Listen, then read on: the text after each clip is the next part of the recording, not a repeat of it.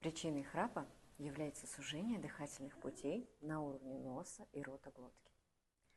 Это вызывает увеличение скорости воздушного потока, провоцирует вибрацию мягкого неба, что сопровождается резким звуковым храпом.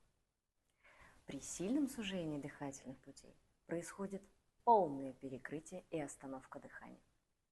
Факторы, вызывающие сужение дыхательных путей, которые можно изменить.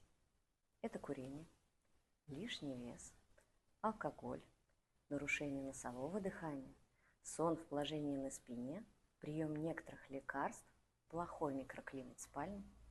А факторы, которые нельзя изменить, это возраст, анатомические особенности, низкий тонус мышц. И чтобы перестать храпеть, нужно устранить все факторы или расширить дыхательные пути механически. Так что делать, если вы храпите? Прийти на консультацию к сомнологу.